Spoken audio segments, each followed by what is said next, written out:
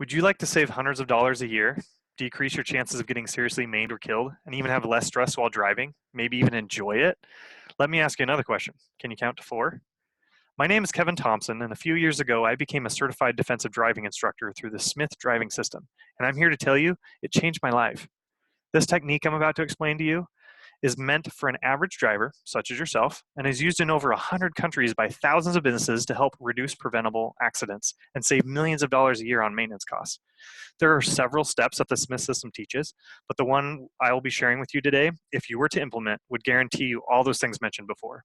Today, I will be going over the problems caused by following too closely and what it's really costing you. I will then go over what you can do about it and the benefits from increasing your following distance and help you understand why you should be doing this. Let's start with talking about the problem of following too closely.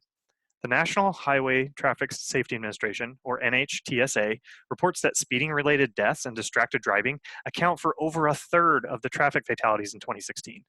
That's also a rise from the previous year. So there they are, the two big killers, speed and distraction. Why does that make me sad besides the obvious? Because we can do something about it. I'd like to show you a picture my son drew of the back of a car. Now imagine yourself behind the wheel of your vehicle, and this is the car in front of you at the stoplight. Suddenly, the light turns green and you're moving, but you're stuck behind this guy. So how close do you follow him? Does he look like this? How about this? How about this? Especially in light to medium traffic, this is a pretty common following distance. Now, let's do a little experiment. Don't be shy. Remember, this is a recording and I can't actually see you. So, you're on the honor system. Now, put your fingers about where your keyboard are and start wiggling your fingers like you're typing. Feel silly yet? Now, look at your fingers. Did you see it? While your fingers were air typing away, I lit up the picture with a light. Some of you may have been noticing, but some of you might have missed it altogether. Regardless, your attention was focused on your fingers initially. Now, let's change the experiment slightly. Keep wiggling those fingers, but now look at the screen.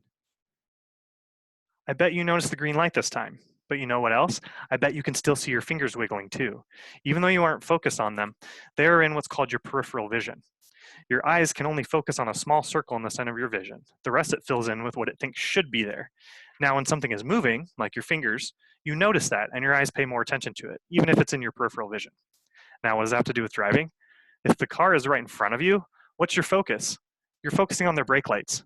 You don't want to hit them. But look at what happens if I push this car ways back. Suddenly, you'll notice the brake lights, but you can also give attention to other things that are around the car. Signs coming up, cars around you. You allow your brain time to give more information while still staying safe. Also, if the car is right in front of you, how do you react to those lights? Usually you slam on your brakes a little harder than you would if you had plenty of time to stop. This creates unneeded wear and tear on your brakes and causes them to wear out faster. Remember that hundreds of dollars a year I promised to save you? That's one way we're going to do it. By accelerating and decelerating at a smoother and even pace, your engine and brakes are working less and saving you money. Sweet, right? Accidents and speeding tickets are a huge waste of money. According to the NHTSA, the average cost of a speeding ticket is $152. I promise you that if you are slowing down and increasing your following distance, you are less likely to be speeding and therefore less likely to get a ticket. The NHTSA states the average American commute to work around 24 minutes. Let's say for ease of math that you're averaging about 30 miles per hour during this commute. Now, worst case scenario, you have to slow down the entire way to 25 miles an hour to maintain this increased following distance. That means you're getting to work now in 28 minutes and 45 seconds. That's roughly 5 minutes. It's 5 minutes of your time worth your safety, money, and all the stress that comes from following someone that close. Remember, it only takes one slip and you're in an accident. So why not give yourself more time to react to these situations? Well, you can, and it's really easy. So I'm going to explain how we do this. Space is safety. If nothing is around you, nothing can hit you. Sounds pretty obvious, right? But really, we're fighting genetics with this one. Did you know humans are pack animals? We walk in groups, we sit in groups, we can even drive in groups. Have you noticed that? I'm sure you will now. And if you start to implement this, you'll notice it even more. It takes more time to get comfortable with this technique because your brain will be screaming, take up the space, get closer. I do have to caveat this with the fact that this requires motion. If you're in bumper-to-bumper traffic, the chances of you getting in a speeding ticket or dying from getting hit are relatively low. So this only applies to situations where you're actually moving.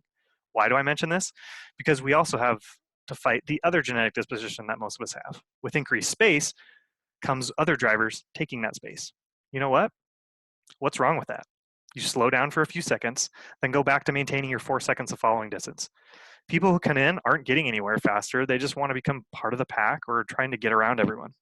There are times when driving on the freeway and I see a giant blob of cars in front of me, a few cars behind me, and I'm sitting there with 4 seconds of space in front of me and nobody is around me. It's amazing. And here's all it takes. I'm sure all of you can count to 4. That's half of what you need to know in order to implement this. Now you pick a stationary object on the side of the road, and when the car in front of you passes it, you start counting. 1, 2, 3. If you can get to 4 before you pass it, perfect. If not, then you need to ease off the gas a little and slowly. You don't want to get hit from behind. Slowly decelerate until you reach that sweet spot of 4 seconds. This might sound tedious at first, and it can be, but like most things with driving, once you make it a habit, it'll become second nature and you'll just learn what 4 seconds feels like at various speeds.